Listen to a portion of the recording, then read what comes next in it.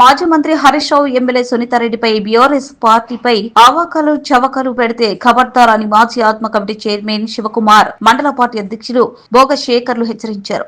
నరసాపురం నియోజకవర్గానికి ఎన్ని నిధులు తెచ్చారో ప్రజలకు వివరించాలని సూటిగా ప్రశ్నించారు. గ్రామ పంచాయతీ సిబ్బంది జీతాలు మంజూరు చేయించాలని హెచ్చరించారు.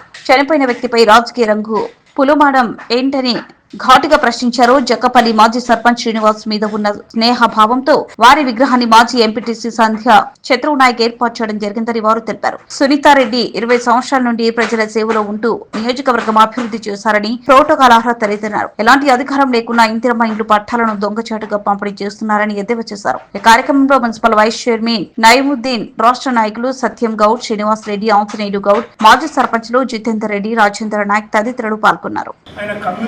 పార్టీకి తర్వాత టీఆర్ఎస్ పార్టీకి పనిచేసిన వ్యక్తి, ఉద్యమంలో 14 సంవత్సరాలు ఉద్యమంలో పాల్గొన్న వ్యక్తి. ఆ సందర్భంగా మేము మా నాయకుడైన హరీష్ రావు గారిని, మా శాసనసభ్యులు సుందారెడ్డి గారిని ప్రారంభించడానికి పిలిపించింది. కానీ ఆయన ఏదో రాజకీయం రంగు పులుపుతున్నాడు.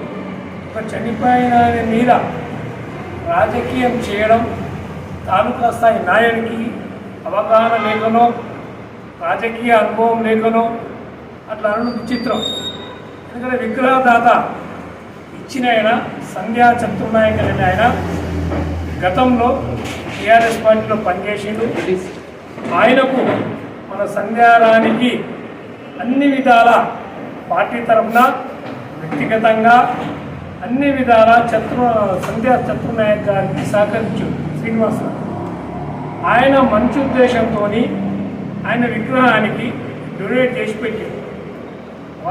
మన రాజిరెడ్డి గారు ఏమంటారంటే, డొనేషన్ ఇచ్చిన ఒకరు, ప్రారంభం చేసిన ఒకరు అనే స్థాయి చిల్లర మాటలు మాట్లాడు ఆయనకు తగదు. ఎందుకంటే కొద్దిగా అవగాహన నేర్చుకోవాలి, రాజకీయ శిక్షణ తీసుకోవాలి.